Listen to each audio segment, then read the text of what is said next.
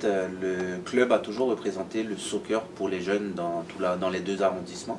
Donc il y avait des jeunes qui jouaient à à Ville-Mont-Royal, et il y avait des joueurs qui jouaient à Outremont. Puis quand ils se sont jumelés, ça a donné le CSMRO, donc Mont-Royal-Outremont. Leur logo à chacun, c'était un aigle et un lion. Donc quand ils l'ont fusionné, ça a donné le griffon, donc le logo qu'on a encore ici. Et ça, c'est pour représenter les deux quartiers fusionnés ensemble, pour représenter une seule entité. Dès le plus jeune âge, on l'initie directement avec le ballon. Donc il est encadré par des éducateurs dès son plus jeune âge. On le met dans une situation de plaisir, de jeu, pour qu'il tisse des liens avec le ballon qui va être un élément qui va l'accompagner tout le long de sa carrière. Donc on le met d'abord en contact direct avec le ballon. Puis il fait ses gammes, il fait ses bases tranquillement dans un processus qui est échelonné sur plusieurs années. Donc il a différents stades, il commence tout petit, et ensuite il part dans un peu plus compliqué au fur et à mesure de son évolution, jusqu'à ce qu'il puisse peut-être terminer sa carrière chez nous, soit en senior ou en PLSQ. Donc, post-formation, on accompagne nos jeunes à travers les équipes du Québec. Avant, il y avait le CNHP pour les gars, maintenant ça a changé de nom, et c'est que pour les filles. Vers l'Académie de l'Impact aussi, s'ils n'y ont pas accès dès le plus jeune âge. Ensuite, on a des équipes 3A, on a des équipes de PLSQ aussi. Donc ça nous permet de leur donner plusieurs ouvertures. Côté civil, mais aussi côté scolaire. Donc avec la RSEQ, soit collégiale, universitaire, donc on les envoie un peu partout. Ouais. On est beaucoup sur l'éthique de travail. On trouve que beaucoup de jeunes sont capables de toucher au ballon. Maintenant, c'est de savoir, d'avoir une mentalité à laquelle j'arrive à l'entraînement. Un cadre, donc c'est de mettre un cadre optimal pour le jeune, qui se sente bien et qui soit capable de s'exprimer au meilleur de ses capacités, tout en gardant une attitude, une éthique de travail qui fera en sorte que le tout sera optimisé. J'ai attaqué mon mandat effectivement début novembre dernier, donc mon arrivée à ce poste-là de formateur est très récent. Le club est doté de ressources importantes dans son environnement, mais n'a pas aujourd'hui une vraie synergie de travail pour pouvoir optimiser son évolution.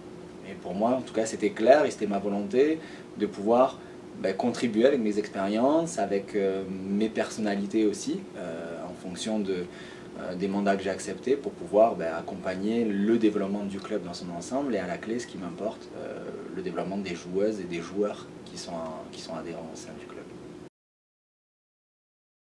Pour moi, et ce qui m'incombe, c'est avant tout la partie technique du développement pour le club.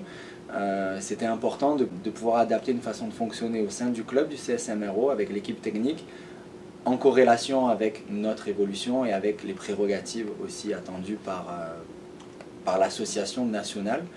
Et pour moi, c'était important de redéfinir en tout cas les tâches et les rôles de chaque acteur du noyau dur technique au sein du club, pour que l'on puisse en fait, dans les semaines qui ont suivi, mieux travailler ensemble et mieux travailler ensemble pour le club et pour ce que l'on prépare avec le club. Ce que l'on voit après 3 mois, c'est que ça porte déjà ses fruits, parce qu'on arrive à un développement d'outils techniques, à une philosophie très concrète, déjà opérationnelle sur le terrain, en la mettant en place, qui se bonifie.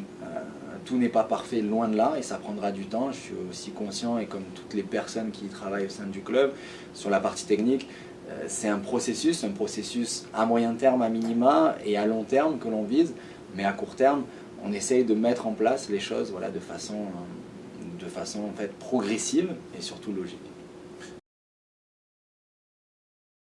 L'ancrage finalement du club a toujours été depuis sa création, puis dans cet environnement-là où on a aussi des personnalités fortes qui font le club, à l'image de notre président. Ça fait plus de 25 années qu'il est dans ce rôle-là.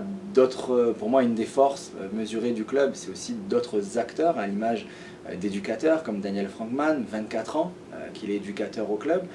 Il y a de vraies ressources, de vraies personnalités au sein du club qui ont déjà orienté, bâti cette philosophie-là. Si je parle aussi du travail intenté par Kit, avec l'équipe technique, notamment Abraham, Georges-Éric ces dernières années, pour moi, le constat était clair, c'était de pouvoir m'inscrire dans une continuité, avec aucune prétention de quoi que ce soit, de révolutionner quoi que ce soit dans l'environnement du club, mais bien de s'adapter par rapport aussi aux spécificités du club ici dans, on va dire, son environnement, Outremont, Villemont-Royal, mais derrière ça, de pouvoir vraiment aller plus loin et, pour moi, apporter des nouveautés d'un point de vue du développement. Et j'y tiens, c'est-à-dire d'un point de vue philosophique, l'approche a toujours été centrée sur les joueurs, les joueuses, sur l'évolution avec le ballon, c'est très bien. Dans une projection aussi, une ambition élitiste du club, c'est-à-dire de s'inscrire et de pouvoir acquérir cette reconnaissance nationale, c'est de pouvoir proposer le spectre le plus large dans nos parcours de joueurs-joueuses, de possibilités d'accompagnement, c'est-à-dire aussi bien une passion à une fréquence d'une fois par semaine qu'à 4 activités par semaine recherchant de la performance. Aujourd'hui, c'est ce vers quoi on tend. Donc quelque part, on se doit de se professionnaliser, on se doit en fait d'améliorer tout ça pour être quelque part sur cette scène nationale de formation, tout simplement. La demande est déjà active, elle a déjà été appliquée par le club. C'était depuis ce nouveau virage défendu par Soccer Québec, mais intenté par l'Association canadienne de soccer. Le club avait déjà pour ambition d'appliquer à ce plus haut échelon de reconnaissance. Aujourd'hui, on est dans notre réalité en tout cas, après l'obtention de la reconnaissance provinciale, qui est déjà une très bonne chose pour le club. Ça manifeste et ça témoigne d'une certaine structure, que ce soit aussi bien sur la partie technique, celle que j'évoquais précédemment, mais aussi dans la partie gestion, la partie financière. Pour moi, c'est une vraie force. Donc oui, après, est-ce que le club se satisfait de ça dans son environnement? Je pense que le club peut aujourd'hui prétendre à un niveau, en tout cas à un niveau supérieur pour le développement de ces jeunes. Et c'est ce sur quoi on a travaillé avec l'équipe technique, c'est ce sur quoi le travail avait déjà été préétabli. Et suite à ma récence et à mon arrivée dernièrement, on a finalisé ce travail-là, on l'a peaufiné, on l'a optimisé pour préparer tout simplement. Il y a effectivement cet objectif de reconnaissance, d'attribution, de certification, mais derrière, c'est préparer aussi cette année 2022 avec de nouvelles bases. Est-ce qu'elles seront bonnes? On va y travailler pour, mais de nouvelles bases qui vont être beaucoup plus structurantes et, je l'espère, sur le terrain beaucoup plus prolifiques pour nos jeunes et nos éducateurs et éducatrices.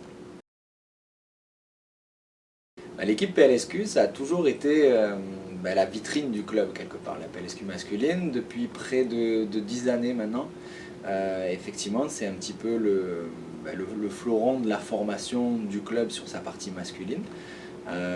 C'est une identification que le club souhaite pour ses jeunes joueurs, c'est-à-dire que dans notre processus de développement et d'évolution, effectivement, tous nos jeunes joueurs de la formation académique, formation et post-formation doivent s'identifier à ce qui est réalisé, ce qui est établi en PLSQ pour que ça puisse quelque part être un objectif interne de cheminement.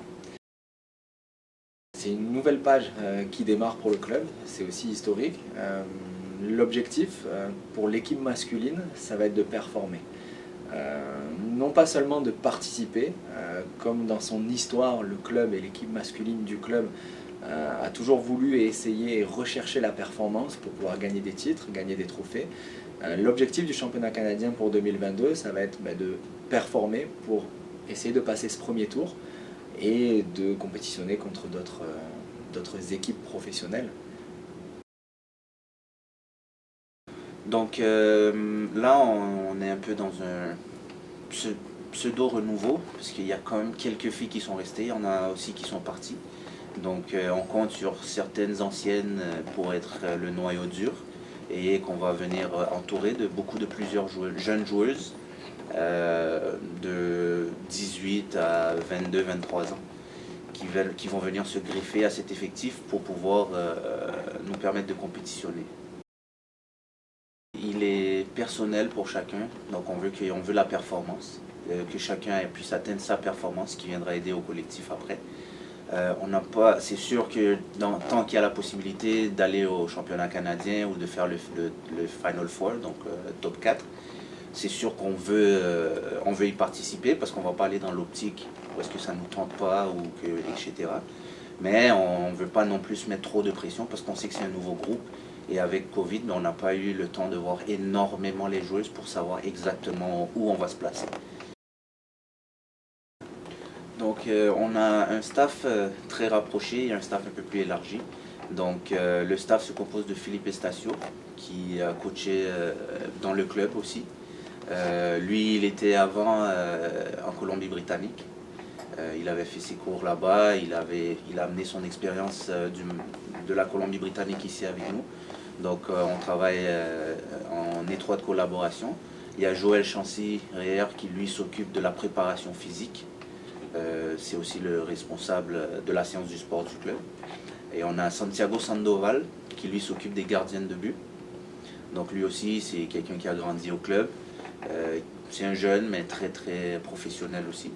Donc c'est ça c'est le cycle, le cercle un peu fermé avec Maxime qui chapeaute le tout, Maxime Olivieri. Puis on a le cercle un peu plus élargi avec Freddy Amegavi, Sidney Foro, qui s'occupe des seniors AA, Damien Jury, Camilo, Bruno qui s'occupe des U21 aussi 3. Donc c'est quand même un gros cercle pour quand même garder tout le côté féminin ensemble et uni. Donc on se partage les infos, on se partage nos connaissances, nos contacts aussi pour aider au mieux possible toute la structure féminine du club.